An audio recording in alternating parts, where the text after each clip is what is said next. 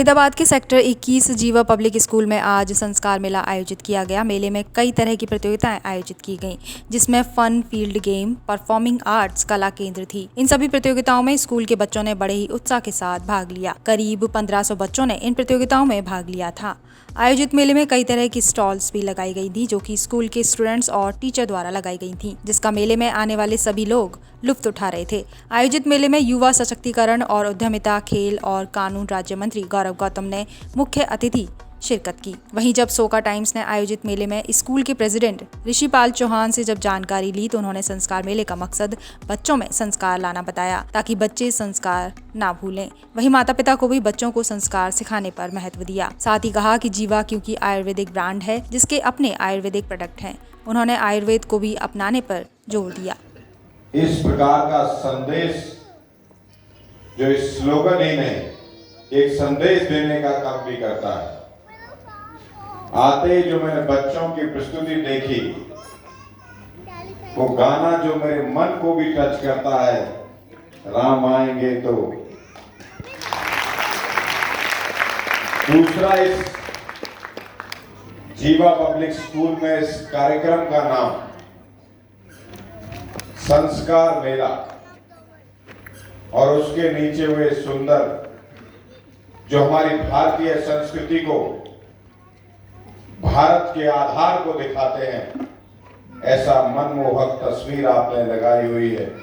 मैं आप सभी जीवा परिवार के, इस पब्लिक स्कूल के सभी अध्यापकों का, आए हुए सभी प्यारे बच्चों का, उनके पेरेंट्स का, मैं बहुत से नाटक भी मैंने भी आपके बीच में, आप बहुत देर से कर रहे होंगे बच्चे, लेकिन जो मैंने फर्स्ट में देखा, उसके बाद सेकेंडरी देखा, मुझे लगता है कि जीवा पब्लिक स्कूल में एक शिक्षा के ज्ञान के साथ साथ एक व्यक्ति और मनुष्य का सर्वांगीण विकास कैसे होता है, उसका परिचय आपने, छोटा परिचय देकर मंच से आपने दिखाया है। हरिंदर कौर सर। आप जीवा स्कूल में आज संस्कार मेला देखने आई हैं, आपको कैसा लगा ये? बहुत अच्छा लगा सर। इससे क्या सीख मिला है आपको? क्या आपके बच्चे इसी स्कूल में पढ़ते हैं? जी सर। कौन सी क्लास में हैं? एक सर 9th में और एक 6th क्लास में। तो यहाँ इस स्कूल में बच्चों को क्या सिखाया जा रहा है? सर बहुत अच्छे संस्कार दिए जाते हैं यहाँ पे, और बच्चे मतलब पढ़ाई के साथ साथ अदर एक्टिविटीज़ हैं जिसमें बच्चे हमारे पार्टिसिपेट करते हैं। क्या पार्टिसिपेट किया आज बच्चों ने? आज किया सर, वैसे करते हैं, वॉलंटियरिंग करते हैं। जी सर। ये जो हमारे स्टॉल्स लगते हैं उसमें हम वॉलंटियर करते हैं, और मैं ये कहना चाहूँगी जो लोग नहीं आ पाए हैं उनको भी यहाँ आना चाहिए था, because it's a very civic activity. क्या नाम है बेटा आपका? हरली। अली जी, कौन सी क्लास में हैं आप? 9th। अच्छा लगता है स्कूल में? बेटा आपका क्या नाम है? क्या नाम है बहन जी आपका? रविंद्रा। आपके बच्चे इसी स्कूल में पढ़ते हैं? आज आप इस मेले को देखने हैं, आपको कैसा लगा? Fine sir, fantastic. कौन सी क्लास में आपका बेटा? 3rd class. 3rd में है। आपको स्कूल में जो संस्कार मेला लगा है, उसमें आपको क्या क्या देखने को और क्या क्या देखना है? एक्चुअली जो कल्चरल प्रोग्राम था, रामायण देखा हमने, इट वाज फैंटास्टिक।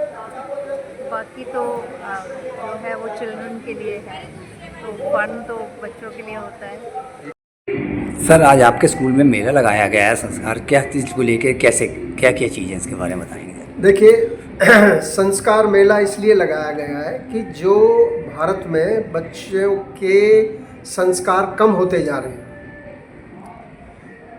पढ़ाई बच्चे खूब कर रहे हैं, मेहनत कर रहे हैं, अच्छे नंबर ले रहे हैं, लेकिन संस्कार कम होते जा रहे हैं। कैसे कम होते जा रहे हैं कि मनुष्य पैसा ज़्यादा कमा रहा है, माँ बापों को ओल्ड एज होम में छोड़ रहा है, कारें बढ़ रही हैं लेकिन ट्रैफिक जाम हो रहा है, पॉल्यूशन हो रहा है, मेडिकल साइंस तरक्की करती जा रही है, बीमारियां बढ़ती जा रही हैं, जंक फूड लोग ज़्यादा खाते जा रहे हैं। तो संस्कार मेले का उद्देश्य यही है कि पढ़ाई के साथ साथ बच्चे सीखें। क्या सीखें?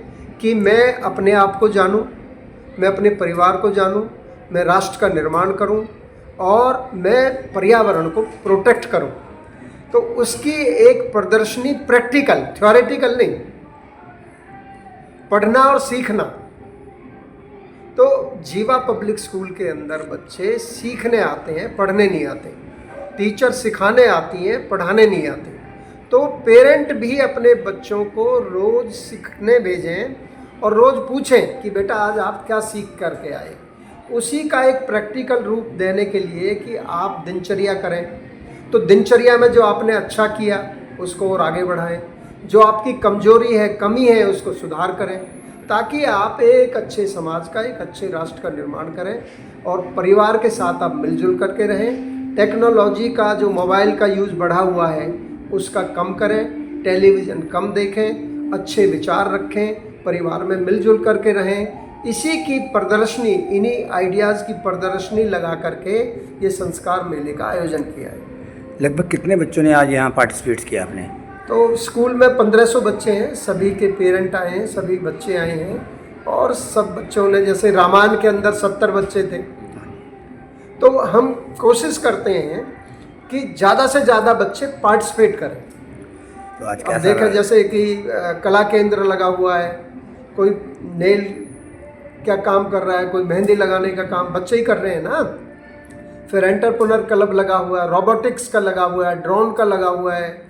जो भी बच्चे हमारे राष्ट्रीय स्तर पर लखनऊ गए थे, उन्होंने पार्टिसिपेट किया प्रोजेक्ट में। 1000 स्कूलों में से हम डाउन स्कूल से फाइनल में थे, तो डाउन स्कूल के 30 नंबर थे देहरादून में, जो डून स्कूल है, और हमारे बच्चों के 40 नंबर थे, ठीक है ना। तो इस प्रकार बच्चों को आगे लाया जाए, उनको टेक्नोलॉजी में भी आगे हों, संस्कार में भी आगे हों और पढ़ाई में भी आगे हों, प्रीति से रहें, प्यार से रहें, मिलजुल करके रहें। यही जीवा पब्लिक स्कूल का उद्देश्य है। नहीं, आजकल जो बच्चे हैं मेडिसिन एलोपैथिक की तरफ ज़्यादा जाते हैं, माँ बाप भी लेके जाते हैं, आप उनके लिए क्या कहेंगे? इन्हें एलोपैथिक लेनी चाहिए या नहीं? देखिए, दवाई जो है वो बीमारी को ठीक करने में सपोर्ट करती है, राइट।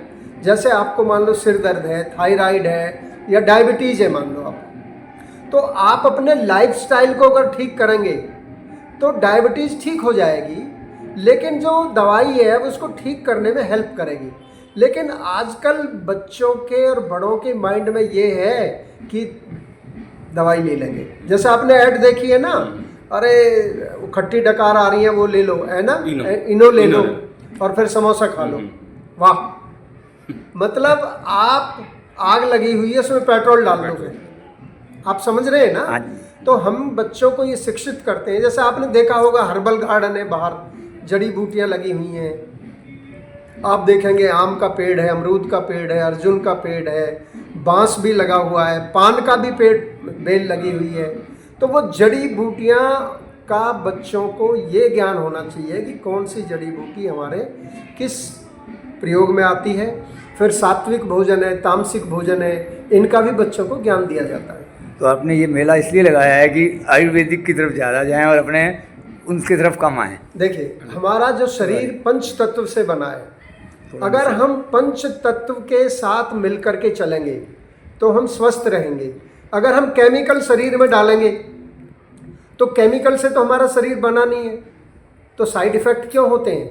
आयुर्वेदिक दवाई के तो साइड इफ़ेक्ट नहीं होते, लेकिन जो हमारी एलोपैथिक दवाइयाँ हैं वो बीमार को ठीक करने में सहायक नहीं होती, उसको दबा देती हैं। आयुर्वेद कारण पर काम करता है। मान लो आपको गुस्सा आता है, आपको गुस्सा क्यों आता है, वजह क्या है, उस वजह को ठीक करो। आपको सिर दर्द क्यों है, उस वजह को ठीक करो, ना कि गोली लेकर के उसको दबा दो, कुछ दिन बाद फिर उठेगा वो। तो इसलिए जो जीवा की फिलॉसफी है वो यही है कि अपने आप को जानो, अपने परिवार को जानो, अपनी जो भगवान ने दक्षता, निपुणता, कुशलता दी है, कौशलता दी है, उसी के अनुसार अपने जीवन को आगे बढ़ाओ। जैसे अर्जुन है, उसको आप धनुर्धारी बनाना चाहते हो तो गदा की प्रैक्टिस थोड़ी कराओगे, राइट। तो हर बच्चे की एक प्रकृति है, उसकी प्रकृति के अनुसार ही उसके जीवन को आगे बढ़ाएं, उसकी कौशलता। उनके खान पीने के ऊपर आप जोर दे रहे हैं भी खान पीन सही करें और बाकी सब ठीक है। जैसा खाओगे अन्न वैसा होगा मन, राइट। तो हमारा शरीर जो है, अगर आप गंदी चीज़ें आँख से दिखाओगे, गंदी चीज़ें कान से सुनाओगे, जंक फूड खिलाओगे, तो बीमार होगा ही होगा ना। तो उसका भोजन का मतलब ये नहीं है जो मुंह से आप खा रहे हो, आप कान से क्या सुन रहे हो, भगवान की कथा सुन रहे हो, भजन सुन रहे हो, कीर्तन सुन रहे हो, या गंदी चीज़ें सुन रहे हो। आँख से आप क्या देख रहे हो, मोबाइल पर आप क्या देख रहे हो। तो ये सारी चीज़ें यहाँ बच्चों को सिखाई जाती हैं।